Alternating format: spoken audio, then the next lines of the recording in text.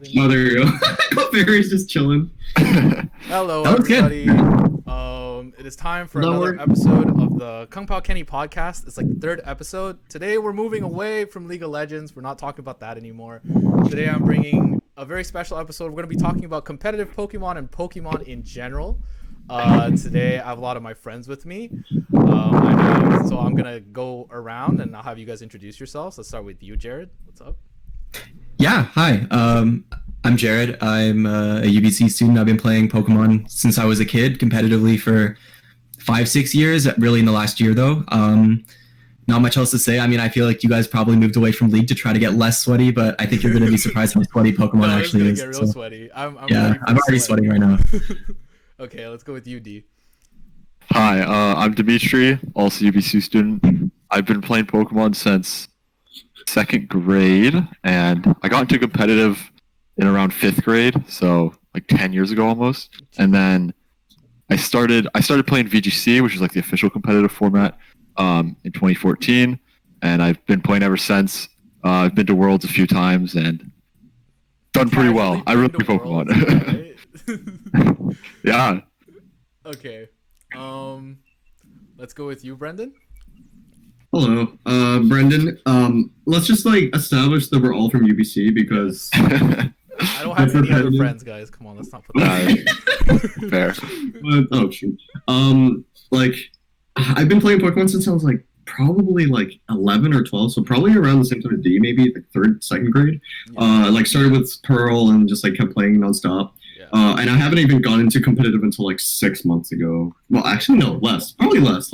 3, 4, 5 months ago. That's cool. And I've been casual full on through until pretty much just very recently. Yeah. Yeah. As for my competitor, I guess I played I've been playing Pokemon since my first game was Emerald or Ruby, I forget. But I started playing competitive Gen 6, so X and Y. I don't remember what year that was, maybe 2014, 2015. And basically I played that for a year, took a break, still kept up with it a little bit here and there, but here we are. So the first thing that I want to, now introductions aside, the first thing that I want to get into with you guys is I want to talk about Sword and Shield, the game in general, the game as a whole, the game overall. A whole single player experience, a completely new multiplayer experience. The first time we've pretty much gotten DLC for a Pokemon game. Very exciting. New strides have been taken in this game. So it's been a year now. There's been a lot of content. What do you guys think? What do you guys think of the game overall? Let's start with you, Jared.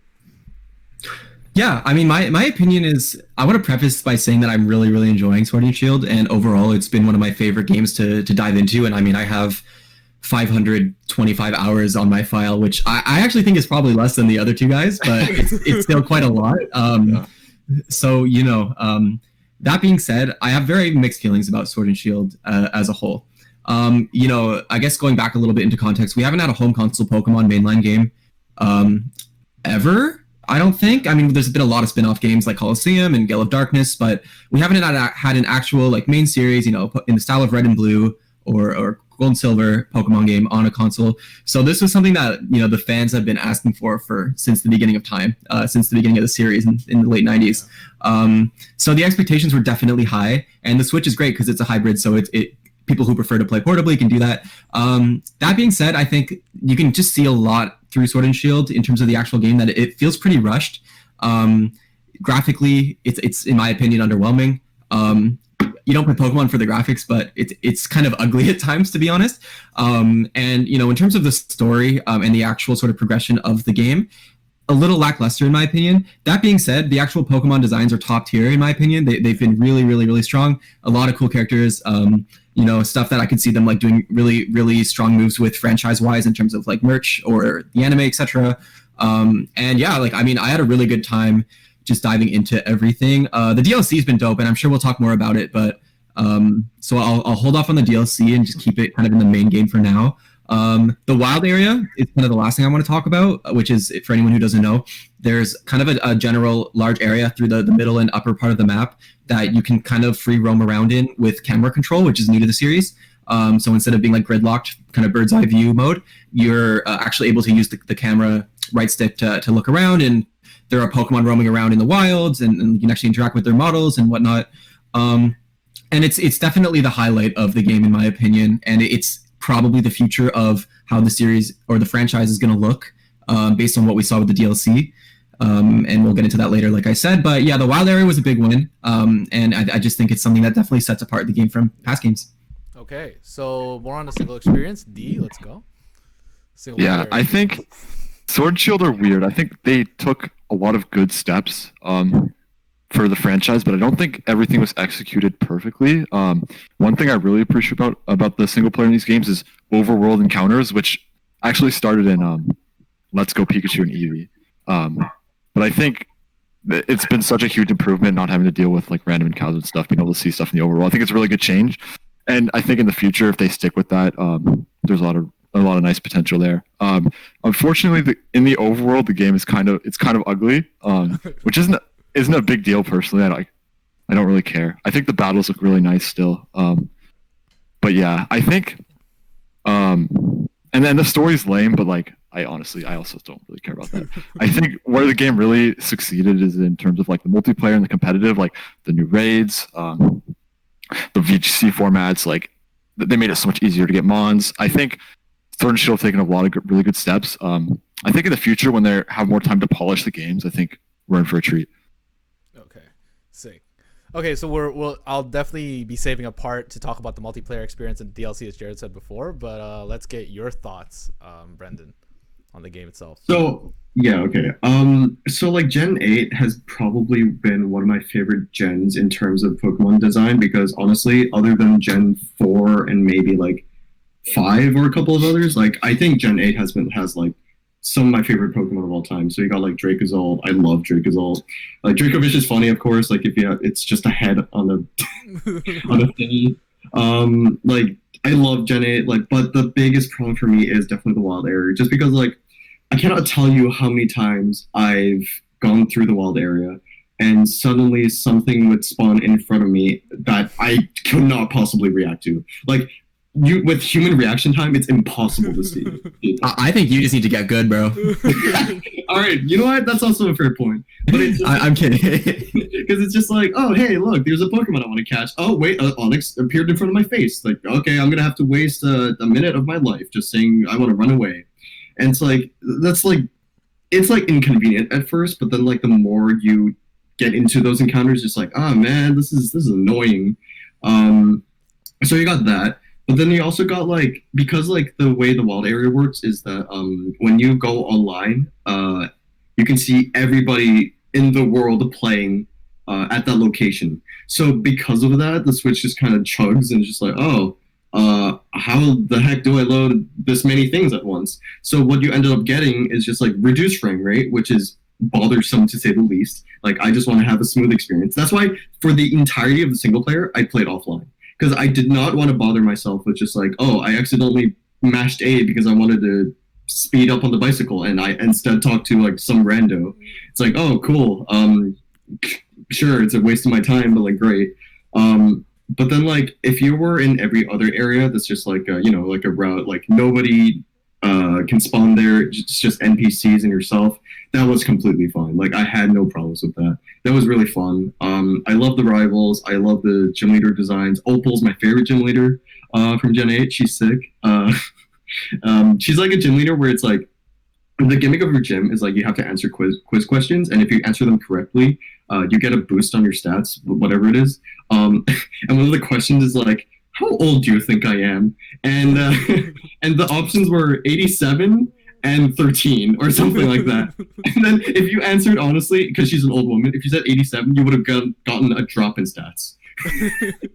Okay, well, that's just tangent. What's your favorite gym leader from this gen?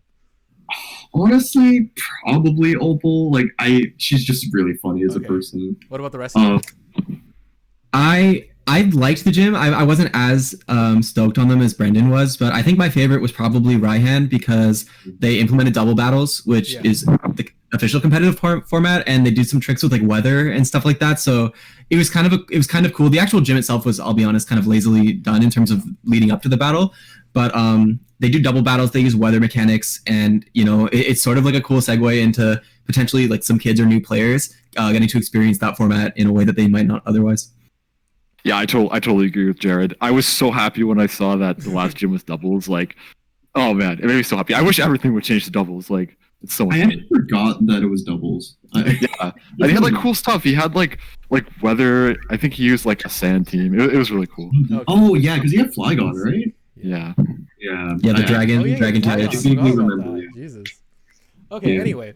So as Brendan was talking about, this is really the first time where they've tried to really implement a multiplayer style thing into Pokemon, making the overworld as, you know, it makes it feel at least feel populated with other players, and it kind of is the closest that we'll get to like a world where there's like a bunch of trainers everywhere, there's Pokemon in the overworld, but you know, as we've all had our own there's like issues with Pokemon's multiplayer, especially with the one that Nintendo has given us. So let's talk about like some of the pros and cons of the Pokemon multiplayer that we've gotten and the experience that we've went through so far. Yeah, I think, like I said before, there are like some good ideas there, but Yeah. the execution, like in the wild area specifically, is so bad. Like you just have all these random trainers going around. You'll talk to them, and they'll give you food for curry, which is like the most pointless thing ever. There's like no point to it. There are the raids, which are like so cool. Like I love the raids, but like the way it works with like inviting people is a little awkward, and it doesn't work perfectly every time. Yeah, it feels like we're like getting close to like a Pokemon like MMO sort of style, which would be really cool, but for now it's just kind of doesn't quite work the way I would want it to. It feels to me like Nintendo. Oh, hello. Yeah, Can I you're good, freeze you're up a good. bit? You're good. You're good. No. Yeah, you're fine. Hello. Hello. Okay, sorry, my screen Okay. froze. I apologize. Okay. Hello.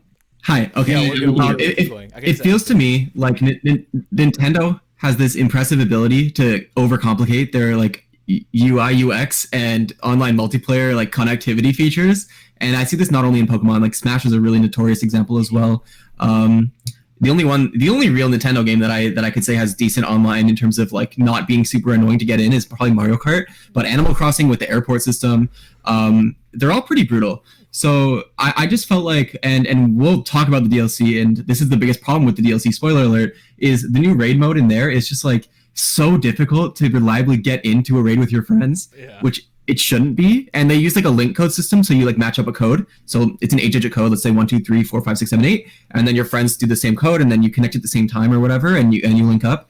On paper, it's not the worst. I mean, if they're added on your friends list, you should just be able to connect with them, but whatever. It just doesn't even work consistently within itself.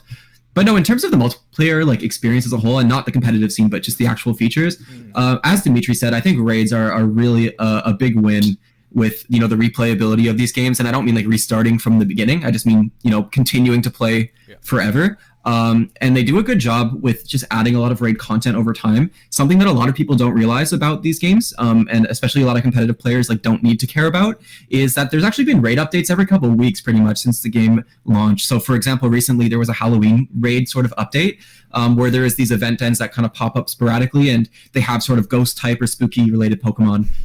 You know, the value there for people like us might not be the same as others, because we have friends who just hack us shiny legendaries for competitive battles, and we are Can't let losers. that out, man. Don't sell us out. The CIA is knocking at my door right now, but about the trade. no, but it's cool because like a lot of those Pokemon are not as easy to find, or some of them are new in the DLC, and now you can get those sort of like around Halloween time and celebrate and get back on. So for the people who have not been playing continuously, I think it's cool that they're re-incentivized to kind of revisit the games, catch a couple Pokemon, do a couple raids, and, you know, let it go. I think that's a really cool. I think that's like the one thing that I've actually appreciated about Sword and Shield recently, is that like I feel like Pokemon have kind of let this idea of like this draconian idea of, hey, Pokemon's like this single player RPG game where you actually catch Pokemon and like involve yourself in the story. Whereas in like Sword and Shield, they're like really taking steps into like, hey, I know some of you guys want the story. I know some of you guys want, like, Pokemon is different things for different people now, right? There's so many people who just want a shiny hunt. You know, there's some people who just want to play competitive. Oh, yeah. Anyway, what was I You were saying? talking about shiny hunting? Yeah, there are people who like shiny hunting. There's some people who just want to play with their friends, whether it be competitive or not, which is what raids are for. And then there's actually like a ladder now where people can actually play, like competitively, right? And they've made shiny hunting easier. They've made like, what's it called?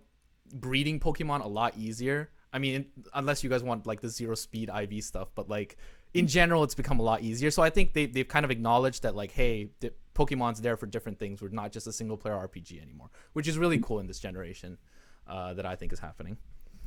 I actually have a couple of things I just want to mention real quick. One side note, I just want to say, Sinnoh Underground was 10 out of 10. Sinnoh Underground, yes. was the best. That's a hot take. Dude, I fucking love that. It's so fun. Anyways, so like in terms of the breeding thing, I definitely agree. Like everything's been made easier. Because like I remember like a couple gens prior, like you couldn't like transfer like IVs down, which are just like individual values. Like certain mons, like you can like specifically say, okay, I want this stat, and you get that stat through like training IVs or EVs, and IVs like you can breed down, which is like super it's convenient. Very complicated stuff, which I think we'll get more into like before we talk about the competitive stuff. Yeah, but like go on. But one more thing, you said something about so you said breeding, and what was the other shiny thing? Hunting, breeding, raids, and competitive. Ranking system. Yeah. I just want to quickly point out that in prior gens, they used to the ranking system was like based on points. It's not based on like whether you're number one in the world. So they actually only did that change in Sword and Shield, where it's just like, oh, you can be rank 1, which means you're the best, and then rank 10 and blah blah blah. Like an actual leaderboard, like an actual MMR leaderboard for competitive players. Yeah, it was actually a leaderboard. I will point out there was a website called the Pokemon Global Link in past gens where it would still have a leaderboard. You just couldn't see it directly in game. Like it wasn't given by Nintendo, right? It was just set up by like another person who got access. It was an official Pokemon thing. Okay, like the Pokemon Global Link was a huge thing. Yeah, and you'd have like your points, like I don't know, 1,500 to 2,000, and you'd know that in game. But then you could check the leaderboards on the Pokemon Global Link, and it would have that all. So we've talked a lot about the base game and all the new things that have come in, and another new thing that's showed up in the Sword and Shield generation is DLC. For the first time, we're having two new expansion parts of a Pokemon game, which we've never really had before. And I think this was a huge controversy when Sword and Shield was first released, in that the Galar Pokedex was very, very limited. It contained, I don't know, like a sixth of like what the actual Pokemon population was, and we couldn't. It was about half. It was like half. It's like 400. Sorry, my bad. 400. I'm exaggerating, but yeah. I mean, the Crown Tundra expansion has now added a whole new slew of legendaries that are now, for most people, competitively viable, and has changed really the competitive metagame in a lot of ways. But these DLCs have also included new wild areas, new content, new raids. Like, what do you guys think of these expansions? Have they done a good job? I think they're really good. I think in the past, Pokemon would do the thing where it's like, all right, here are the first 2 games, and then here's our third game that's like slightly updated. Like, oh, there's like a new legendary. And it's like, okay, I'm buying like almost the same game again, except for Black 2 White 2. Those games are amazing. Yeah.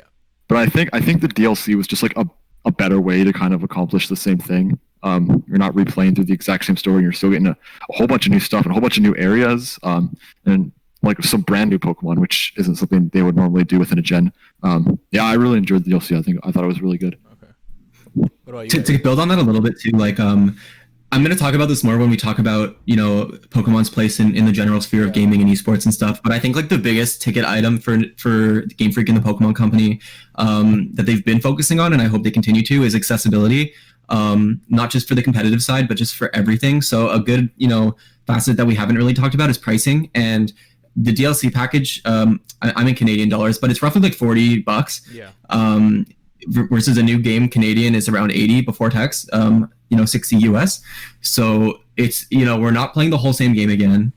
Like starting from the beginning and doing the same story, but with a couple modifications. And we're spending less money, and we're getting like more. It's not more new content necessarily, but it's better quality content that is new. Even if like the actual stories within the DLCs, both of them I would say are 4 to 6 hours of probably like moving through. You could speed run them in 3 hours probably. Sure. Yeah. I think I definitely didn't do that. And you know what? The entire area, the entire Island of Armor is the first one, Isle of Armor, and then the Crown Tundra, which is sort of like a vast snowy area. The whole area is essentially a wild area to where you have camera control. You have the interactivity with overworld Pokemon. You have the shitty online parts as well, sure, but you have like that level of realism that hasn't been present in past games and was only in that isolated part of the base game in the wild area. So I just think that I personally think, like, with some, fixing up things and polish and graphical fidelity and whatnot, that's probably the future of Pokemon in the short term, is games that are like a whole game. That is sort of just like a vast world, and it's not an open world game, but it's an interconnected world, ideally with limited, having to like load different things, but let's give them baby steps because we just got this first part.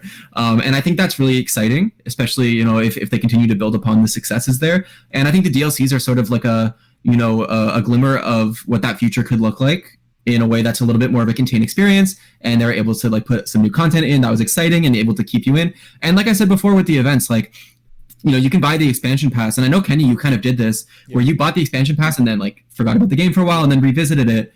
And maybe played. I don't know if you're still playing right now, like in the past week or so, but I'm still hunting my shiny Beldum, like. Exactly. So like people like you who like Pokemon a lot but aren't like diehard playing all day every day like Dimitri has been since the game dropped. Shout out. They're able to come back and like revisit, and whether or not they still play 2 weeks later or not doesn't really matter, as long as you get your time in and you get to experience probably the highest quality content in Sword and Shield. And then you can just kind of move on with your life. So I think it's really well done. Could be better, but overall, I'm very pleased. I think that's a part that I really enjoyed. Like I think it's part of why I really wanted to ask this general question and really go in depth into this, is because I feel like I'm playing Pokemon in a completely new lens now. I've never been like the type to like, I used to really like just playing through the story over and over again and getting, different teams or whatever. But now I have different like interests now, right? I may not like competitive that much anymore, but like I suddenly really enjoy breeding. I really like collectibles. I feel like the fact that we can go to Max Lair and there might be a chance that I might find a shiny, like getting that shiny Sceptile was like the biggest rush of dopamine I've gotten in like 2 weeks. It was so bad. It was crazy. I loved it. And like that addicting feeling came back again. So I always felt like when I looked at the price for like Crown Tundra and the Isle of Armor, the fact that I got both of those for 40 Canadian dollars, like that's super worth it to me. Like I've gotten every cent that I feel like that I paid for in those DLC. Anything to add, Brendan, before we move on? I mean, no, DLC has been amazing. Like I don't remember how much fun I've had in Isle of Armor. I think my favorite moment about Isle of Armor was like chasing the Slowpoke. Okay. So I remember this. When I first played it, I was with D. Like we both woke up at 5 or 6 just to like play it. And I remember we were like, because we didn't spoil ourselves. We didn't know like which mods were in yet. We were like, oh shoot, like how are we gonna? Oh, actually, we knew that Luxray was in, and Shinx is my favorite mon of all time. So we were like, how are we gonna find Shinx? Like, and then we fought Mustard, and his first mon was Shinx. So we're like, shoot, it's like in the game. That's sick. And then like we looked it up finally. Like where the hell do we find it? And that was like my favorite moment about that. Because like the fun now, I understand like a lot of people are like, oh, they got rid of half the mons. Like I can't see my favorite Lemon like sorry, D. But like, you couldn't see your favorite mon, which sucked. But like I also really enjoyed the aspect of like you're introducing this DLC with new mons, and like if you obviously you have to go in without spoilers, but like you get to discover which mons are back. And I thought that was the most fun part for me. Cool. About and sorry, go ahead, Jared. I want to comment quickly about something you said too before we move on, and I'll keep it quick. There's definitely cause for a little bit of, I don't want to say concern, but criticism with the fact that they essentially did remove content and then sell it back to you. I'm not saying I'm going to take that stance.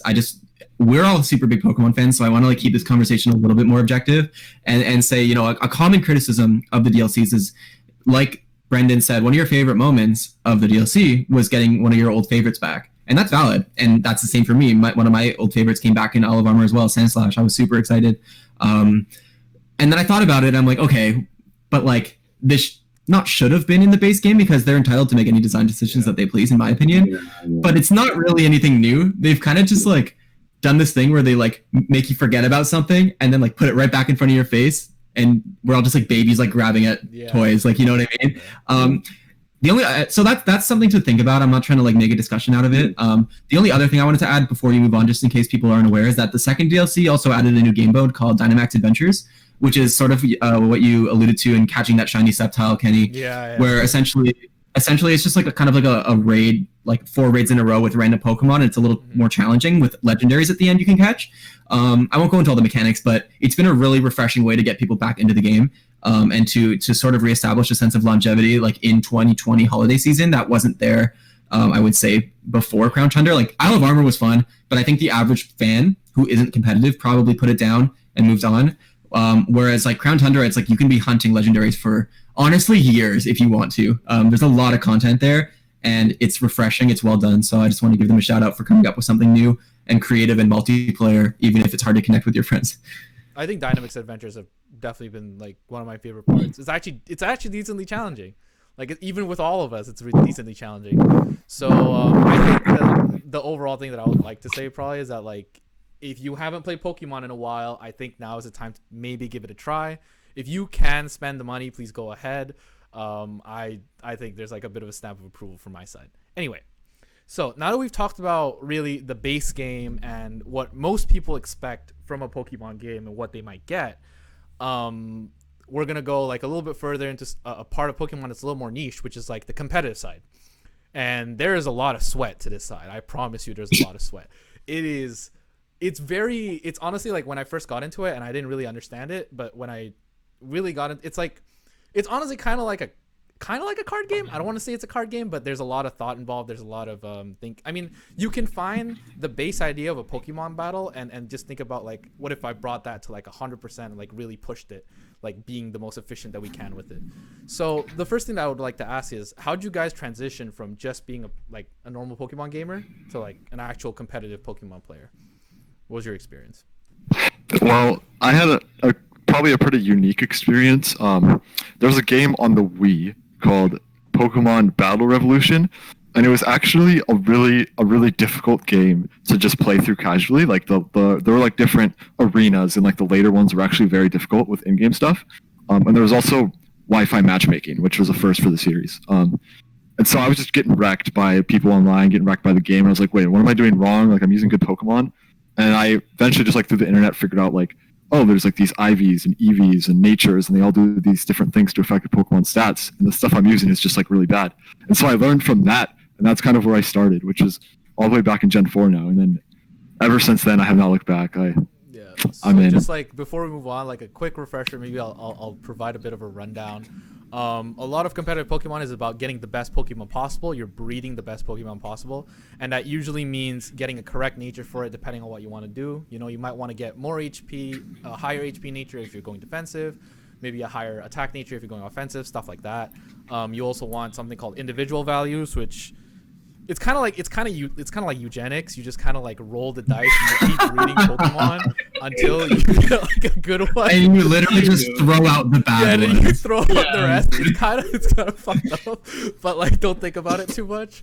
And then you have effort values, which every time you kill a Pokemon, the game does not tell you this, but every time you kill a Pokemon, you get a certain number of values to any one of your stats, and there's a limit to them, but after you kill a certain number of Pokemon, it doesn't really matter anymore. But you can specifically tailor your stats to any way you want by killing the number of Pokemon that provide said stat. So anyway, that's the quick rundown on what Pokemon competitive is like. Let's get other people's thoughts. Sorry, Brandon, why don't you go? Wait. So the question was how I got into how did competitive? you get into it? And you got into it 3 months ago, man. So Something like that. Okay, so before Pokemon, I used to compete in, well, I still do, but because of COVID and situations, like it's difficult.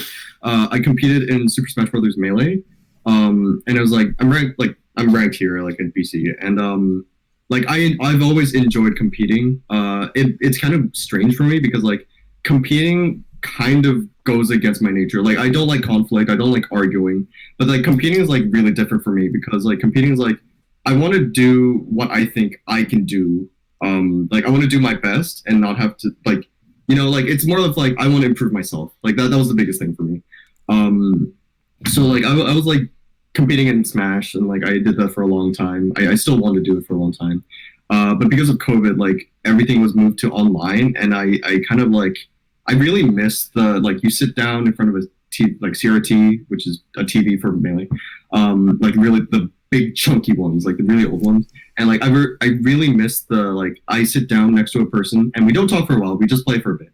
And then like we just like something funny happens on screen and we just like start talking and bonding. Like I really, really miss that. That's my favorite aspect about like just like competitive stuff in general.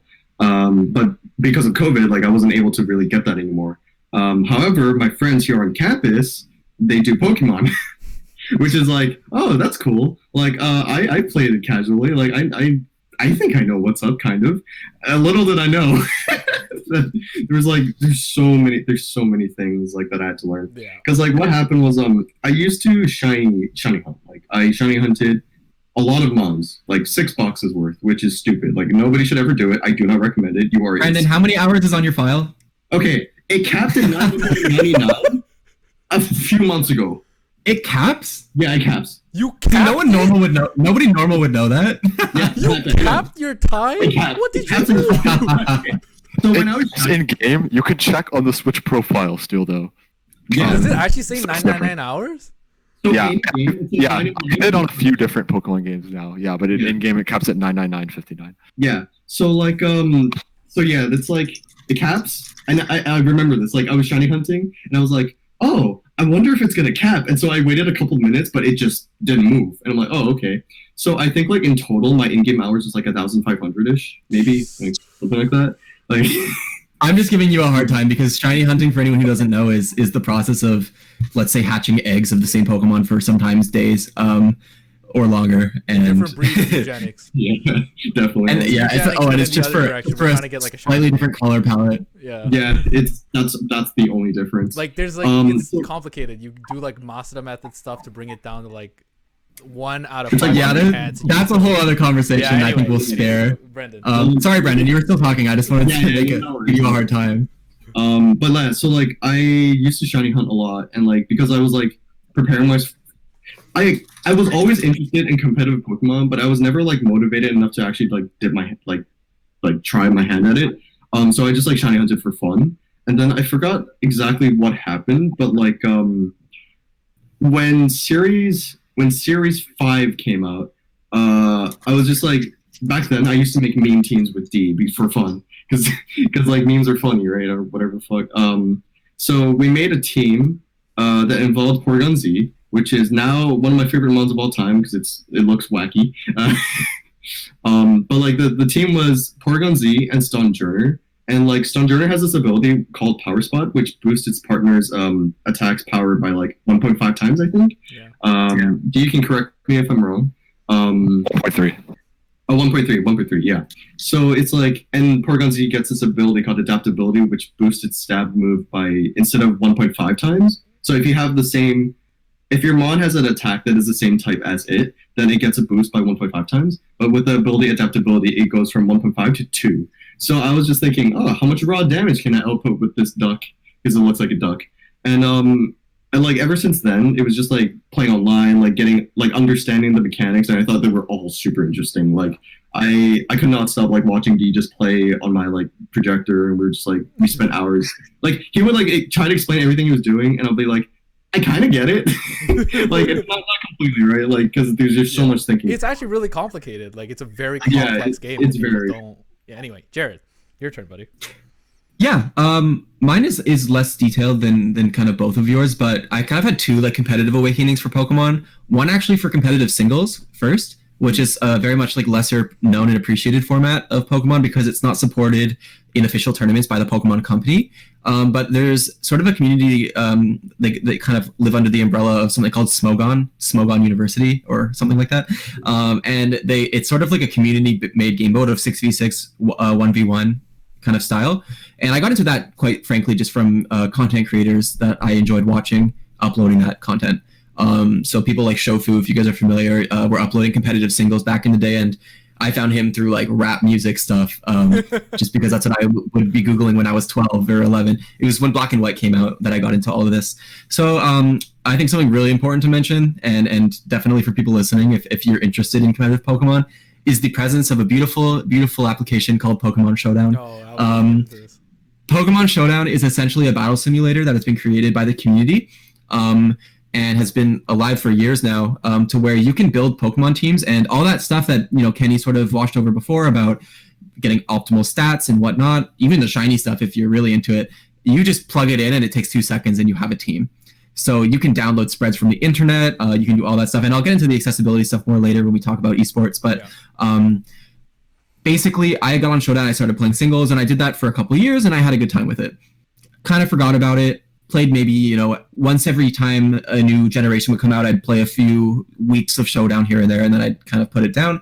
And then in Sword and Shield this year, not as recent as Brendan in the last couple months, but really when the game actually dropped, I sort of started taking interest in VGC, and I think the main difference was since that time I mentioned about playing singles, and now I've gotten into like the general esports sphere of knowledge and competitive scene, and competed in Smash Bros. Wii U and Ultimate, and started running events. So, you know, I kind of got my nose in all of the competitive sides of these games, and I love Nintendo games. So I was like, you know what, if this is the official format of Pokemon, I want to at least learn it and see if it looks cool. And I think the event that actually like really captured me and was really ingenious, put on by, I believe, content creator Wolf Glick, who's a very well-known player and world championship winner, is actually they did a crossover invitational with a bunch of personalities from the Super Smash Bros. Community. And Ludwig took it home. I'm sure a lot of you guys know Ludwig. And it was super hype, and I just basically got to watch all like a bunch of my favorite Smash players or casters compete in Pokemon with the coaching of pro level Pokemon players. And I got to learn the inside of that and how they build teams and whatnot. And that was kind of when things clicked for me of how much more complex VGC doubles is than I thought. And, you know, I think that event has actually like lived on in the way that I play Pokemon, which is I try to be as creative as possible and use things that surprise people. That's just the way I enjoy it. And we'll talk more about why we enjoy it so much later. But I really do think that, you know, the accessibility factor is so key. And I think the reason I got into it as deeply as I did now is just because it's possible to do it without needing to spend Brendan level hours in game. Like, you don't need to cap your game file to get all the items and stats you need now. There's a couple steps that I'd like to see them go further, and you know, little micro interactions that I think they can make quicker. But they have items to change pretty much everything that you could need for stats, and breeding is super quick. And online is accessible. Rental teams are a thing. You can download are insane, dude. They're so rental teams are pretty much the most innovative, obvious evolution of this whole thing. Actually, I don't know why we didn't mention it before, but like rental teams are genuinely the one thing where I saw in Sword, I was like, this is actually huge. Like, I can for sure. Yeah. They actually got a YouTube video straight to an actual battle with like a code. Like, it's crazy. Was that in Gen 7? It wasn't Gen 7, yeah. It wasn't Gen 7. See, I didn't play Gen 7 competitive. So Gen 7 then, my bad. Oh, I didn't play Gen 7 either. Yeah, I played before that. Hey, Gen 7 was fun. We'll talk about Gen 7 another time. But I didn't play competitive. But no, rental codes in Gen 7 were you know, really, really big for increasing accessibility. You don't even need to do any of that breeding stuff. You can just download teams. So yeah, that's how I got into it. And honestly, not to toot my own horn here, but in competing some smaller events and stuff like that, I found a lot of early success and felt like I had the potential to keep playing. So it's just been really motivating for me to play the game. And last piece is it's the perfect COVID online game because lag doesn't matter. It's turn-based, and you can't really play like fighting games online, but you can play Pokemon. So I think that segues perfectly to what we are going to talk about next, which is that in this growing world where there's so many large esports, where there's so much money going into League of Legends and Call of Duty and Dota 2 and even Smash to a certain extent, we have Pokemon here, which has always been a niche community, but has always existed and gone through for a very long time. If you guys didn't know, like, the competitive scene for Pokemon has existed for so long. It's been there since like Gen 1, Gen 2, even with like, because they would have Pokemon Stadium, right? That's like how they used to play. And then Battle Revolution that Dee mentioned earlier, which came out in like 2008 or something for the Wii. Like, Pokemon competitive has always existed for a very long time, but we're now finally seeing it like blow up a little bit more and be way more accessible to a lot more people. So I think the first thing that I would like to bring up is what Jared brought up. I think the fact that Pokemon is so, I want to see like why it's blown up, and I think one of the biggest reasons is accessibility. I would really like to hear what you guys think Showdown has done for Pokemon overall, because it's genuinely like, I can queue up in any format I want. And for most of you guys that don't know, there's so many different formats for Pokemon. You can play singles, doubles, different tiers for all of these Pokemon, like arranged by how strong they are, right? And you really get to do everything with a click of a button. So I'd really like to ask you guys about how Pokemon Showdown has really changed the accessibility and growth, and how it's affected the growth of Pokemon esports. Yeah, Showdown is amazing. I don't know if I've spent more time on anything else like in my life. Like Showdown is the best. I've been on it since like literally day one when it dropped. Pokemon Battle Simulators have actually been around for a long time. There was stuff before Showdown, even Pokemon Online I used to play on. I remember Pokemon Online. Crazy. That's so long ago now. But yeah, like battle simulators are the best because they're super accessible. You just plug in teams, whatever. And that's kind of where the problem is with the actual games. Is that level of accessibility just isn't there, and they've improved on it over time. And I think Sword and Shield made a really big jump with mints, which allow you to change natures. They made EV training a lot easier with vitamins. Bottle caps were introduced in Gen 7 to max out IVs. So it all helps a lot, but it's still not perfect, and there's still a huge time investment if you want to play things in game, and it's not natural for people just to hop on to Showdown, right? Like that's something you kind of get into once you already know what's going on. So yeah, I think Sword and Shield made some really good steps. I think that's a huge reason why there's been so much growth this year. So yeah, I think accessibility is like the biggest thing with competitive Pokemon, honestly. For sure. You know, when you boil down Pokemon to like the lowest form, it's essentially, and I'm not trying to like oversimplify it, but it's essentially math. It is math. And the thing about Showdown is it's essentially a very complicated and, you know, good looking whatnot calculator. Yeah. So you know, like when you have one Pokemon and another, and you wanna hit that thing with whatever move, and everything is boosted, or you know, there's so many like abilities and power levels, whatever.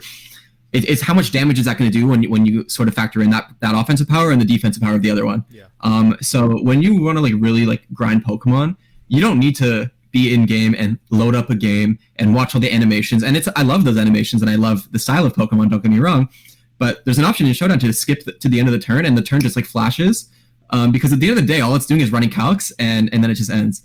So you can just speed through battles. I know people who play multiple battles at the same time, which is crazy to me, but point is like you can really boil down Pokemon into its simplest format through Showdown without any investment. It's free. You can do it in browser. You don't have to download anything.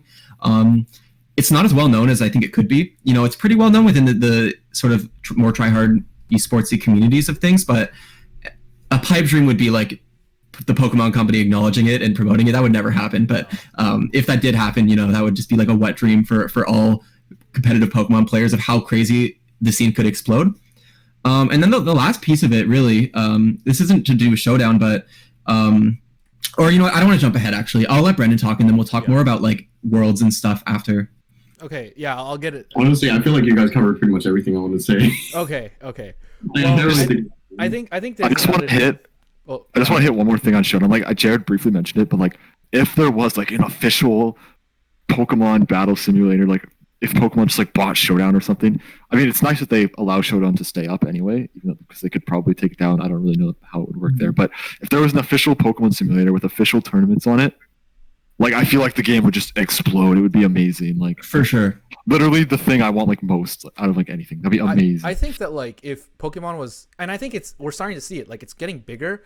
And I think that like if you open up Pokemon as to make it more popular, you could easily nab somebody from like the Hearthstone crowd or like the Magic crowd or something, or even people who play different games and used to play Pokemon and now realize that you can play this competitively. I think it would be huge. So one of the few things that I think is kind of complicated for getting into Pokemon is that a lot of people use these words like VGC and singles and doubles and Smogon, and I think that's a really complicated barrier for some people, right? So I'm gonna try and like give a rundown. I really want to ask these guys a question afterwards. So Pokemon essentially has like two different ways of competing. You have VGC, which is the ones that you can go up to YouTube and you can look like people playing in person, like with their DSs, and I think that's when you really like. That's the one where you really need to breed your Pokemon properly and what's in the game actually matters and yada yada. These actually, again, he said he competed in Worlds. He's done this. He's been on the stage. He's played with his DS right there. You can find a YouTube video of him up there somewhere. So that's the one side of it, right? That's the one that's more recognized. Those hold in-person events. There's actual lands for Pokemon, right? And then you have Smogon, which is a little more complicated. And to explain, Smogon is essentially a website that gives you a rundown of how, Pokemon, but like completely from a competitive lens.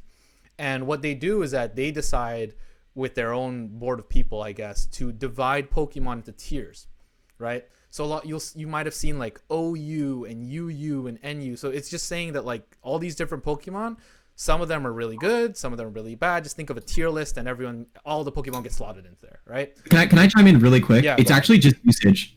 It's literally just usage rates. So there's like a threshold. I didn't even know that.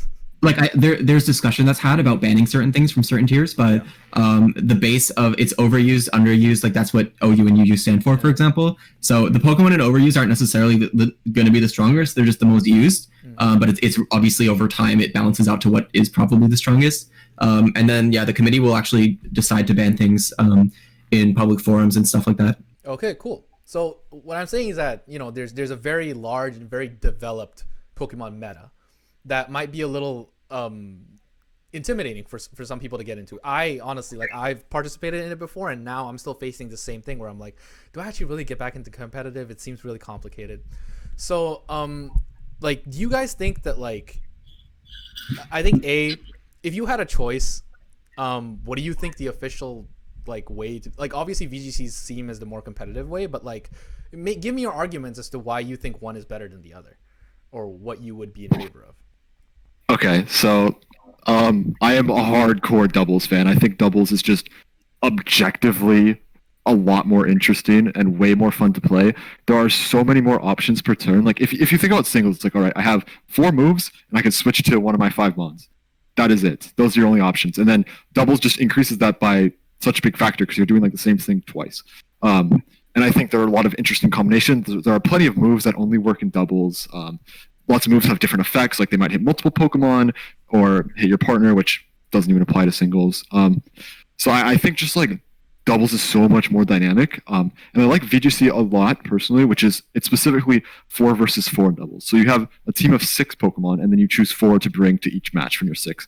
And that allows you to be so much more creative. That's an entire element of the game that just does not exist in 6v6 singles. Like, people are just like, oh yeah, I'll lead this, like it's fine, I'll just U-turn out. Like, whereas in VGC it's like, all right, I need to land a good lead matchup here, I need to bring the right things in the back to handle certain threats on their team. You have to build your team in ways that 4 mon can cover enough. You can't rely on your whole team every game. And like, that's such a big point. The games go a lot faster than singles. Yeah. Singles games could, even though they just play on Showdown, they could not be feasibly ran in-game ever, just because they would take way too long. Certain matches take like up to like hundreds of turns even, whereas a typical VGC game is like 8 to 12, which is like honestly a perfect balance. Like, there's enough to come back from bad turns, so it's not too short without feeling too long either. Yeah, and there's so much. There are moves like Fake Out, which are pretty much useless in singles. Like, I think, and even the way Game Freak balances honestly seems way more balanced around doubles than singles. If you look at the way things are, their abilities specifically designed for doubles. I don't know, I could go on for a long time. I think doubles is amazing. I would, in a heartbeat, say 4v4 doubles should be the standard format for everything. Also, and yes, there's actual balance that has happened from Nintendo's side about certain Pokemon being too strong. Like, there have been nerfs to Pokemon because of competitive. Like, it's actually happened before for sure. Yeah, what about you guys? What do you guys think? Honestly, like, I probably had more fun in doubles than in singles, like, ever. Like, I think that's just what it boils down to. Why, like, other than the fact that it's like, is there any specifics that you can really get into as to why you prefer one over the other? Like, feeling it's just like the access to more options, man. Like, you have to think about so many more things, and you're only given a minute to decide on, like, okay, this is my game plan, these are the risks involving my game plan, and I understand that these are my risks, but I'm still willing to accept that and, like, go on with it. In singles, you're just kind of like, oh, he has something that's super effective against me, I should get out of here. Like, or you can, like, deal with it and lose. Like, that's pretty much all, like, yeah. That's what it boils down to, right? Like, in doubles, there's just so many more things to think about. There's, like, moves that, like, affect how you're being hit, like redirection, like Follow Me, Rage Powder. They make it such that if they attack you, like, with a move that single targets, it will go to that mon. protecting your other mon. Yeah. And then also like moves such as like protect. Now I understand that in singles that you can protect to stall, and like if you have an item like leftovers Fair or Lord, something. baby.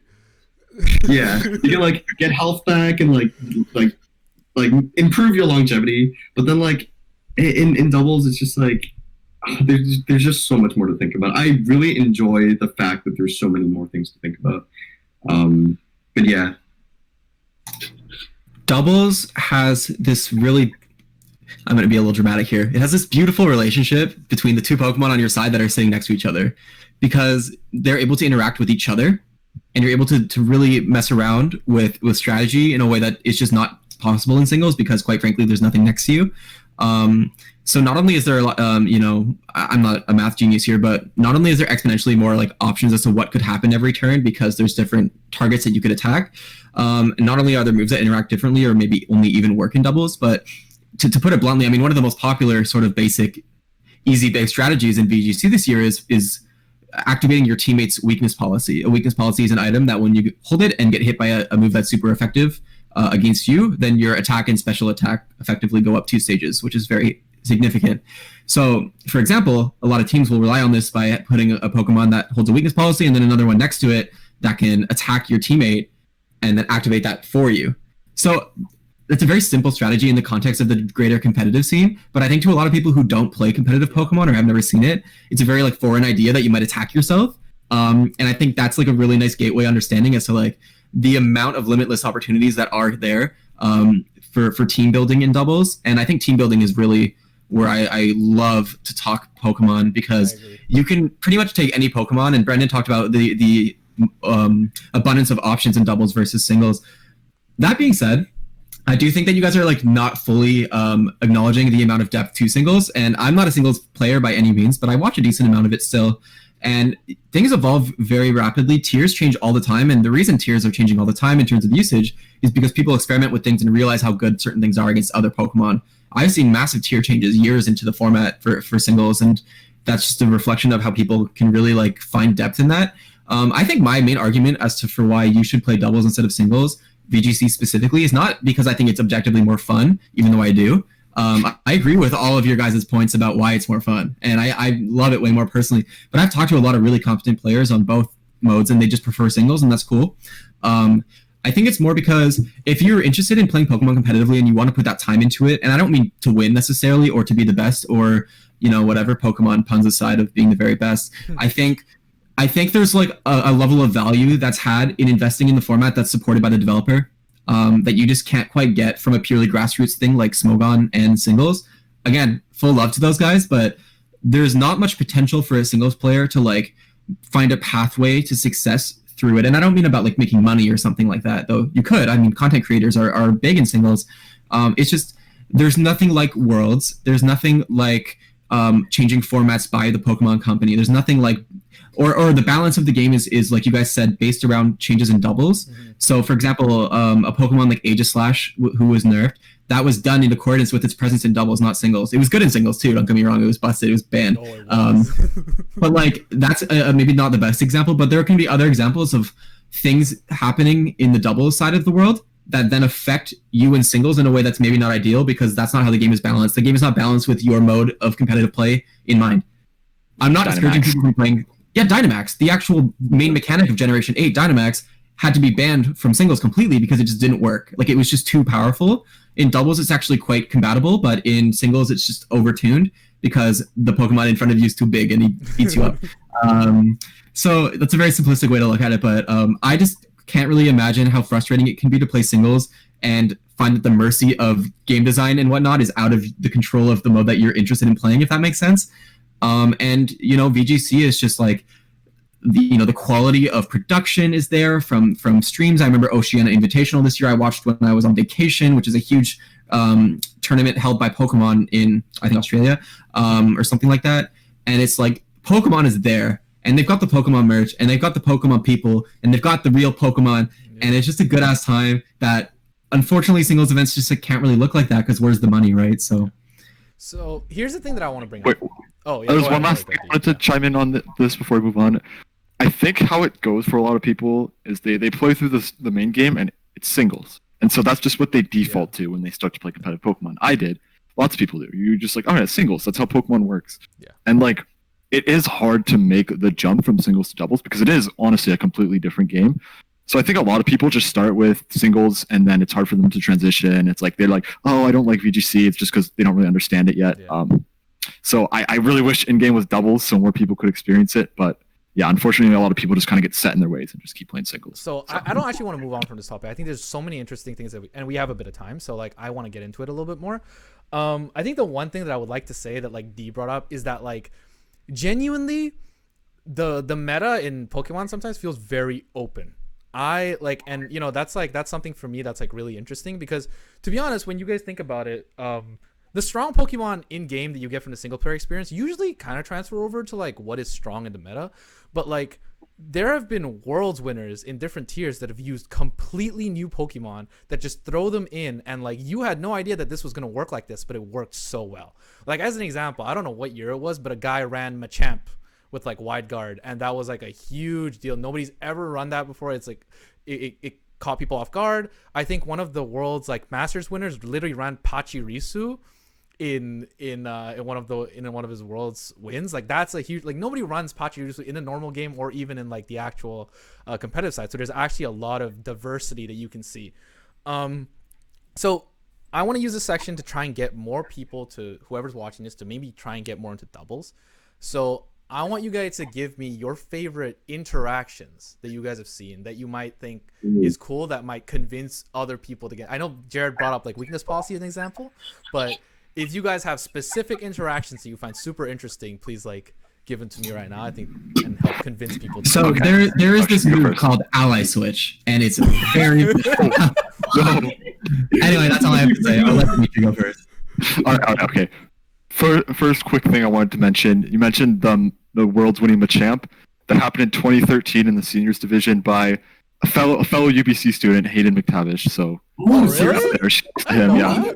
Damn, I did not know. Division world champion used Machamp. It was like revolutionary. It was really cool. But okay, I just want to put that out there first. And then as for like a specific interaction, the first thing that came to mind for me is back in 2015, my favorite like combination of Pokemon was Mega Charizard Y and Landorus Therian. And there's like a lot of cool stuff you can do there where it's like, okay, you can like Earthquake and Heat Wave, which is just like ridiculous spread damage. They like complement each other well. Landorus is good against the rock types, that's right, Charizard. But there's one specific interaction I thought is really cool and really unique to doubles.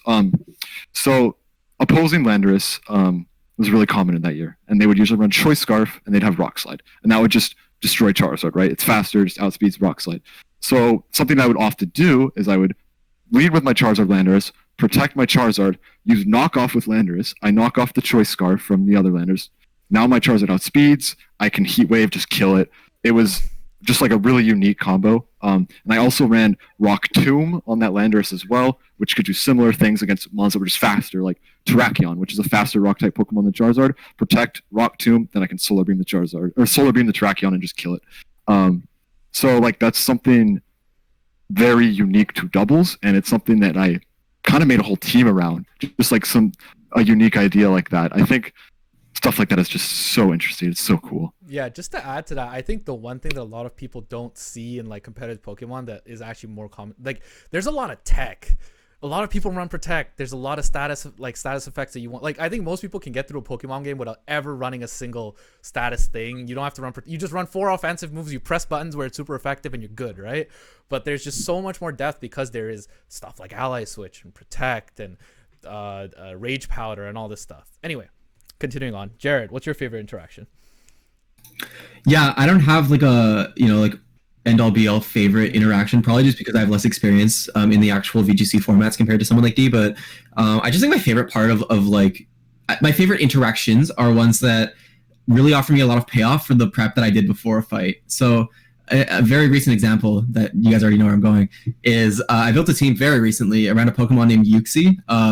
Uxie is a legendary Pokemon from Generation 4, but it's not exactly like a legendary Pokemon. It's not considered very strong normally. Its usage rates before. Well, I'm not saying before I used it as if I like affected anything, because it's still the same usage rate, maybe 0.1 higher. It was about 0.1%, so about 1/10 of 1% of teams ran this Pokemon, which is very low.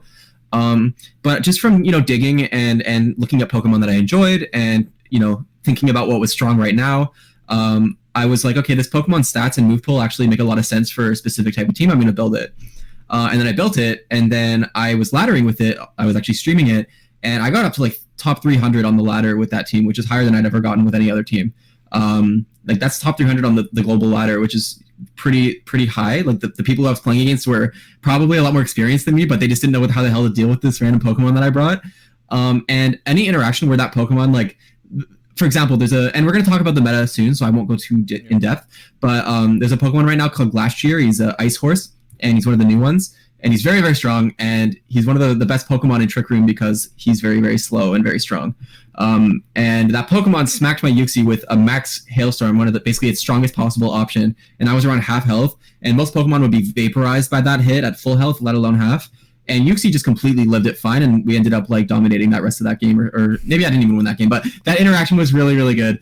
And moments like that to me are just really, really sick. My other favorite interaction right now is just using terrain in fun ways. Terrain is sort of like a newer kind of, not version because weather still exists, but it's another version of weather that offers support to electric, grass, fairy, and psychic types respectively. A little bit, there's more detail than that, but there are items in the game called the seeds. Like a grassy seed, an electric seed, a psychic, and a misty seed for a fairy. And when you send a Pokemon in holding those items on the terrain that corresponds with them, they consume them and they get a defense boost, either defense or special defense. And I found that like those items are really underexplored in a lot of ways, because a lot of Pokemon, if you just like mitigate one of their lower defensive stats, like a popular one right now is Nihiligo, who's an Ultra Beast little dude, and it has really high special defense and very low physical defense. So if you give it a seed that boosts its physical defense and then pair it with the grass type that benefits from that terrain in Rillaboom, it gets really, really difficult to take down. So a little specific with the meta, but I just wanted to talk about some of my favorite interactions, and those are probably them. That's cool. All right, what about you, Brendan? Anything? I can think of one interaction, and unfortunately, I think this is how D lost at the Champions Cup. Because he told me, I'm like, oh, dude, that's so sick. So I forgot what the exact situation was. You can explain, like, on it further, but I think it was basically like the opponent didn't want to get paralyzed. I think so they self-inflicted a burn so that they can avoid getting paralyzed because they were a special attacker. I thought that was so cool. No, that happened in Champions Cup because my team had a lot of sleep moves on it. I had a Yawn, Togekiss, and a Hypnosis. Before that, but with the introduction of the ones that have terrain abilities, the Tapus, and the seeds, which Jared just mentioned, it became really good because the way it works has an ability called Unburden, which means when it consumes its held item, its speed gets doubled. So you give it a Psychic Seed, pair it with Tapu Lele, and it would automatically activate the Psychic Seed, get a special defense boost, activate Unburden, so it had doubled speed, and then from there you get just free Tailwinds, and then Lele just gets to go crazy. Drifblim supports it. It has Will-O-Wisp to take out physical attackers, like we just mentioned. Lele's defense is a lot lower than its special defense, so it really appreciates that.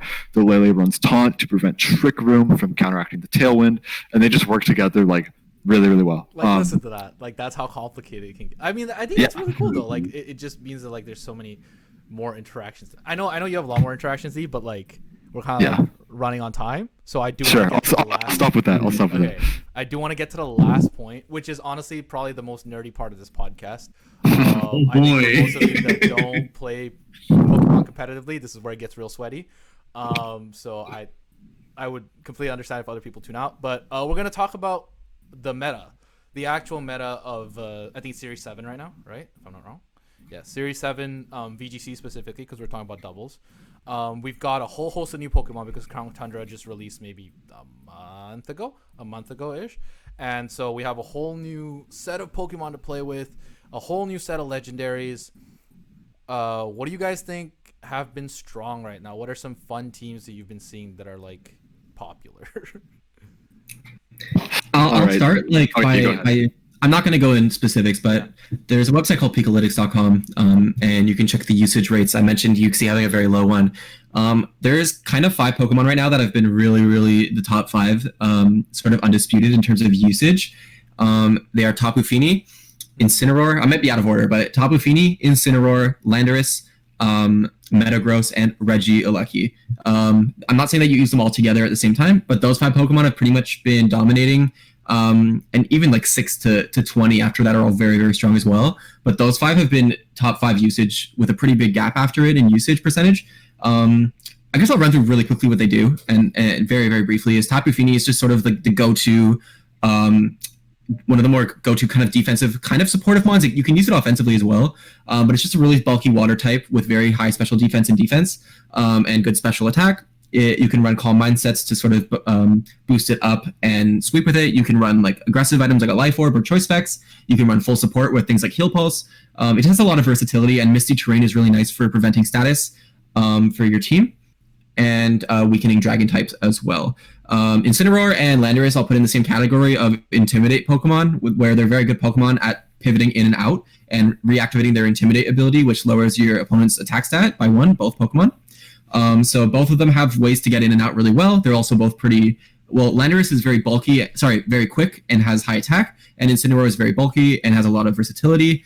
So Incineroar runs things like Fake Out to prevent people from moving, and then also has a move called Parting Shot, which essentially it switches out and lowers a target's both of their attack stats, attack and special attack by 1.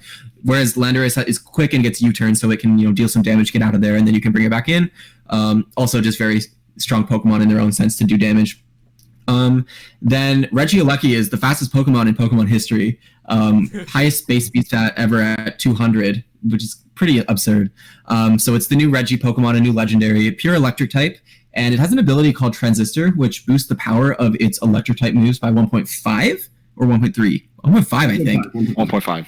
Yeah, which is pretty ridiculous. And that's plus same type attack bonus, plus if it has terrain around it or whatever, it does even more. But it's the fastest Pokemon ever, meaning that when you build its stat lineup, you don't have to give it max speed for it to outspeed other things, because it's so far ahead of the next fastest Pokemon at around relevant Pokemon around like 150 base instead of 200, that you can afford to run bulk and HP and whatnot on it, and more special attack. So it actually does really insane damage. It also gets access to pretty much all the good electric moves that you would need. Electro Web slows down both of your opponents and hits both for less damage, but still strong under this thing.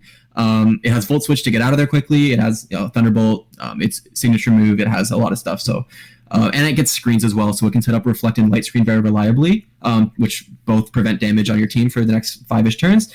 And finally, the last one is Metagross. Metagross is really well known. It's a very well-loved Pokemon. Very, very bulky. Very, very good Dynamax Pokemon. Just based on its stats and its stab moves, it gets access to ground moves for max ground, which gives it special defense boosts on attack. It's a psychic type. It has pretty much everything you could need for like a strong physically attacking Pokemon, and the ability Clear Body prevents its stats from being dropped at all, which is very relevant in a Dynamax format where all max moves either impact their stats or your stats, or like weather. So for example, if they use Max Wormwind, the dragon type one, to lower your team's attack, like your Metagross's attack won't go down. Or if Incineroar switches in, your Metagross's attack will not go down. So it's pretty difficult to deal with, especially with items like a weakness policy. Can I just quickly mention something real quick? So I fucking love Regieleki. It's like one of my favorite mons of all time now. So you got Transistor, which is a 1.5 times boost. You got Stab, which is another 1.5 times boost. And then if you run something like Specs, you get another 1.5 times boost. So if you stack all of those together, you get let's say you use Thunderbolt, which is base 90. If you multiply everything together, you get 90 times 3.375. So... And it moves first, because it's the fastest Pokemon. Yeah. It's actually insane. It does so much damage. It's well balanced because it has the worst move pool ever. It basically only gets electric moves. So you can counter it with Lightning Rod, which is something that's gotten a lot bigger right now, or just any ground type. It's a really interesting Pokemon. I really like him. I think the concept is really interesting in that it has a very shallow move. It feels very balanced. I mean, you would say it's unbalanced, but there's definitely takeaways from Regieleki. It is the fastest thing in a game, but there's definitely takeaways. Limited move pool, you can't really do much. It does one thing. It does one thing really well. Yeah. It's also not bulky. Like Yeah, that's it's not important. bulky, right? Like it dies pretty easily. Yeah. Like even if you put HP investment into it, it doesn't really do anything, right?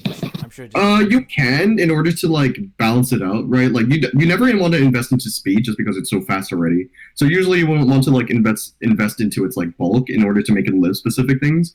But like but yeah, like other than that, it's like relatively frail. Like you have to invest into it and for it to live. And the higher level you get, and Regieleki is a good sort of canvas to have this conversation. I don't think we need to go in depth with it, but because of its speed stat, you're able to really get creative with how you allocate EV boosts, like stat boosts, to it. And the higher level you go, I mean, the more creative that you see people get with countering each other's counters, like the constant adaptation of the EV game itself. You know, IVs, which is the base stats, essentially, like you're born with them, your genetics or whatever.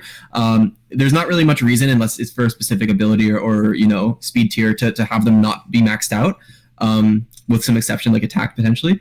Whereas EVs, it's like you only have a certain amount and you got to allocate them how you allocate them.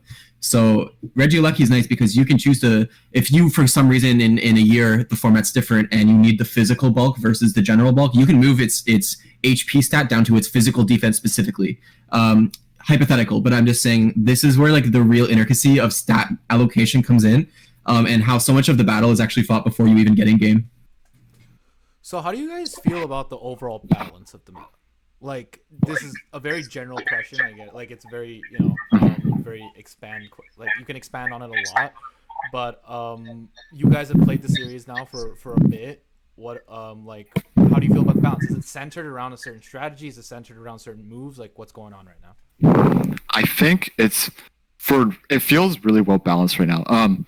Generally in Pokemon formats, the way I look at things, it's no matter what, a format kind of ends up balancing itself out. That's why I'm really against a lot of like Smogon's bans and stuff. But like if something's really good, there's always going to be an answer to it, and that will rise, and then everything will kind of balance each other out. So in general, I mean, there are definitely some formats that are more balanced than others, but in general, I think most formats end up balanced at the end of the day. It's hard to say for this one because it is brand new, and it's like nothing we've played in Sword and Shield so far. But from what I've seen, it feels very balanced. There are a couple things like Tapu Fini is probably like by far the best water type, but there are still other options that I think are underexplored at the moment that are good for that role as well. And nothing feels oppressive. Like a lot of the times there's something that's like, wow, this just feels like unbeatable. But like right now it feels like everything feels fine. I feel like it's good. It's very possible to build a team that feels like it's well equipped to handle everything. There's not too much in the meta. It doesn't feel like you're just playing matchup roulette where it's like, oh, I only beat these teams, but these other teams absolutely destroy me. I don't know. I think with all the introduction of all the old mons, the old legendaries specifically, you finally have like the good tools that we've been needing in order to handle things. Like Togekiss in the past was like really, really, really strong. And now it's like, I don't know, maybe a top 20 mon instead of a top 1 to 3. So I really like how things are looking right now. I feel really good about this what's format. coming into the meta that's like shifted Togekiss away? Well, that's one. There are two main things: Steel type options and Electric type options in the past Sword and Shield formats were extremely limited. Like for Electric types, you could use Rotom or you could use like Dracozolt, which is like, and that's like pretty much it. There were not very many good Electric types, and Electric is such an important type in Pokemon. So that was a huge thing. And the biggest thing is there were no Steel types. Like the best Steel type was Excadrill, probably, who wasn't even that bulky, didn't function as a conventional Steel type that's able to take tons of hits. Now we have Metagross, which is like probably the main one. We have Kartana, we have Stakataka. Like there are so many more things now that I just felt like they were missing before. So yeah, I feel really good about this format. Cool. Okay, so right before we're like kind of running out of time, so I do want to do one last segment for you guys. I want you guys to give me like a sleeper mon, something that you think might pop up soon, that you have, you're on the pulse of the Pokemon meta. You guys know what you're talking about. Give me something that other people are not expecting that's going to come out of nowhere that might be more popular in the months to come. Dude, there are so many. It's hard, yeah. No, I'm not shooting it down. We're gonna get into it. I'm just there are right now. I mean, Dimitri mentioned like just the sheer amount of options that were just added back. So, something that I was talking about before, and we'll get into the specific Pokemon soon. But when a format's new, and especially when there's tournaments and stuff, like in my opinion, people are more likely to cling to what's proven to be good because they want to do as well as possible in the short term, and people can adapt over time. So Pokemon like Regieleki, for example, like everyone clings to, but then counters to it are going to grow over time. And Regieleki I bring up because my first pick here, and it's not that it's slept on in the sense of no one's using it. In fact, a decent amount of people are starting to use it, but I still think it's going to get even higher, is Marowak. I think Alolan Marowak with Lightning Rod is one of the best Pokemon in the format right now. It's just very anti-meta. Lightning Rod essentially makes all electric type moves useless from your opponent's side and sucks them in and protects your teammate as well. A strong physical Ghost type. Ghost is pretty much the best offensive type in my opinion. It's only resisted by Dark, and it's immune. Like it doesn't hit normal types. Yeah. The only really relevant normal type right now in the meta is Indeedee, unless I'm missing something, and Regigigas maybe. I saw you were about to talk and then you didn't, so I think you're about to say Regigigas. But really, really good attack stat when holding a Thick Club, which doubles its attack. I mean, people in the scene already know how Marowak works. It was used in Series 5, and I don't know about Series 6, but I presume. But I just think it's a Pokemon that, like, on paper, maybe doesn't show how crazy it actually is, but when you start using it and you play with it, and I've been using it on my recent team, and I pretty much bring it every match in the back, Marowak in the back, and it's just absolutely difficult for my opponents to deal with. Sick. Yeah, Marowak's a really good shout. Like, if you look at a lot of the really strong Pokemon right now, it matches up very well into a lot of them, such as Metagross, Regieleki, Glastrier, which is crazy. Kartana, Rillaboom. It's excellent. It's awesome. I'm a big Marowak fan. As for my own pick, there are two specifically that I'll hit on. First one, normal type, Porygon 2. I think Porygon 2 is excellent right now. I think people may be starting to catch on to it, but not as much as they should. Like, for Trick Room setters right now, it's mostly Cresselia and Dusclops, and those are really good. But Porygon 2 has a lot to offer, I feel like, and that it is a ghost immune, which is extremely rare, and it has really good offensive pressure, which almost no other Trick Room mon really has, except for Stakataka. But for like the bulky Trick Room setters, it has way more offensive pressure than both of them. Ice cover is extremely important right now. Landorus, obviously. Plenty of other flying type in the meta that also hits. And then it has a ton of other options. Thunderbolt hits stuff like Finny, and then it has Tri-Attack for like excellent neutral coverage across the board. It can Dynamax, which is crazy, especially for a Trick Room setter. It's super flexible, super bulky, strong, has consistent recovery. People are super sleeping on it. I think it's going to be arguably the best Trick Room setter. We'll see what happens. I assume it's like Eviolite mon that's like really bulky and like you just have a lot of options with it. Yeah, and it's a Trick Room setter, similar to Dusclops, except it's slightly less bulky, but has way higher special attack and has good moves to use for that. Whereas Dusclops is just like Night Shading and Pain Splitting, which isn't doing a whole lot. Because that's a big thing with like bulky defensive mons. Is a lot of time they end up dead weight, which in singles is fine. You see things like Toxapex just sit on the field and you can never break through it. But in doubles, it's just like, I'm just going to target the thing next to you, and I'm going to leave you alone while you Nightshade me for 50 turns. I've lost games even recently, and you mentioned Porygon 2, and I'm like, damn, I forgot about Porygon, which proves it slept on. Exactly. And I recently just lost a game to Porygon because when you get to the end of the game and it's just you and a Porygon, like 1v1, that thing can actually hit hard versus like if it's you and a Dusclops, you're probably going to win that interaction. Yeah. And Dusclops doesn't have recovery either. Yeah. Yeah, true. Porygon 2 is amazing. Yeah, and Download gives it a special attack boost a lot of the time. It's so good. And then the other mod I wanted to talk about is Nihilego. It's an Ultra Beast. It's Rock Poison, which is it's weird typing. On paper, you would think that kind of sucks. Like, that's 4 times to ground. It doesn't touch steel. Like, this mod kind of sucks. But when you think about it and you think about it in the meta, it's actually really, really good. I think Rock is a super important type right now that a lot of people are not using. One, like I mentioned before, flying types are very common. It hits like most of those. Ice is suddenly a relevant type to hit because of Glastrier, which is the new Ice Horse Trick Room mon. So to hit that is really good. And there are plenty of fire types that Rock hits. A one that's been rising up recently, which was like a sleeper pick before, is Rotom Heat. It's a fire electric, and it has levitate, so it's immune to ground and has electric to hit water types. So the best way to answer something like that is a rock type like Nihilego. And then stuff like Thunder, Zapdos, like all those flying types too. So Rock is a really good type to have. Poison is also nice to have because it hits Finny. You're a Rock type and you beat the most common Water type in the format. That's really good. And it also has access to it can do some really unique things. It gets Trick Room, which is really cool. It's a pretty fast Pokemon, but it can still use Trick Room in the right situation. To either reverse it or set it up for a partner, stuff like that. And also a unique set that like nothing has ever really ran before is the combination of Meteor Beam, which is a new move to remove in the Isle of Armor, and Power Herb. The way that works is Meteor Beam is usually a 2-turn move like Solar Beam. The first turn you charge and raise your special attack, and then the next turn you hit with a really strong Rock special move, which is again a rare type of move to have. There aren't very many Rock special moves. But Nihilego with the Power Herb gets the special attack boost, activates Power Herb, which means it automatically gets to use its attack. It skips the turn of charging. And so you get a +1 really strong Rock type attack, which I think is so good right now. Hits so much, and it's fast. It's so hard to hit. Like, and if you get a KO with that, I should mention its ability beast boost. Like whatever your highest base stat is gets boosted. So let's say your highest base stat is speed, then like you get a +1 speed boost right after that, or it could be special attack, and then after that turn you get +2 special attack. Nihilego is definitely an offensive monster right now. Yeah, Nihilego's crazy. And it has really weird stats. It has very low defense, but decent HP and really good special defense, which leaves a lot of room to get creative. A lot of people default to just a Sash, like max speed or something, or Power Herb max speed.